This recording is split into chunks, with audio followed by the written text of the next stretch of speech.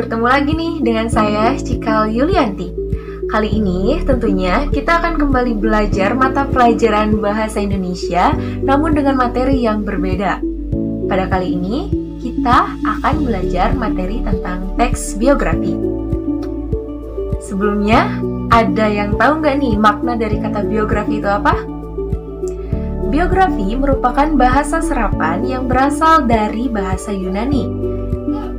Diambil dari kata bios yang berarti hidup dan graphein yang berarti tulis. Dan dapat kita maknai biografi yaitu tulisan tentang kehidupan seseorang. Seseorangnya siapa nih? Tokoh dalam teks biografi ini biasanya merupakan tokoh-tokoh yang dapat menginspirasi banyak orang. Misalnya para pahlawan, pengusaha, dokter, orang-orang sukses yang bisa menjadi inspirator bagi kita. Jadi, kita dapat menilai hal-hal apa saja yang dapat diteladani dari tokoh tersebut.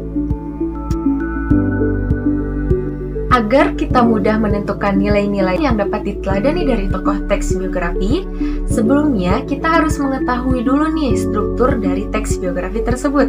Struktur teks biografi ada 3 bagian. Yang pertama ada orientasi, yang berisi tentang awalan, bisa juga latar belakang tokoh, tempat tanggal lahir, dan lain-lain. Dan yang kedua ada peristiwa penting. Di dalam struktur peristiwa penting ini terdapat berbagai kronologi kisah-kisah kehidupan dari tokoh teks biografi tersebut dari awal sampai akhir menuju kesuksesannya. Nah, kronologi kisah kehidupannya itu dibahas di sini nih, di bagian struktur peristiwa penting ini. Dan yang ketiga ada struktur reorientasi.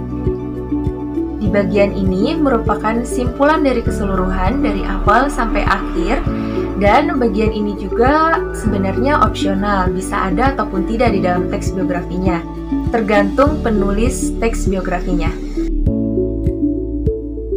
Setelah kita mengetahui struktur teks biografi, belum cukup nih untuk dapat menentukan nilai-nilai yang dapat diteladani bagi kita dari tokoh teks biografi tersebut.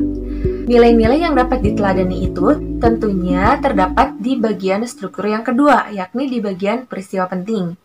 Tetapi, kita sebelumnya harus bisa membedakan lagi nih antara nilai-nilai yang dapat diteladani dan nilai keistimewaan dari tokoh tersebut. Bedanya apa? Nilai istimewa dari tokoh tersebut itu yang menjadi ciri khas. Misalnya, kita ambil contoh tokohnya Eyang B.J. Habibie. Salah satu keistimewaan beliau yakni berhasil menemukan rumus keretakan. Gitu. Jadi tidak dimiliki oleh tokoh-tokoh yang lain yang benar-benar menjadi istimewa dari tokoh tersebut gitu. Beda halnya dengan nilai-nilai yang dapat diteladani dari beliau.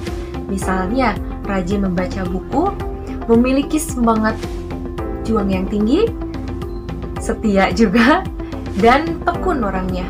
Nah, itu merupakan nilai-nilai yang dapat diteladani bagi kita.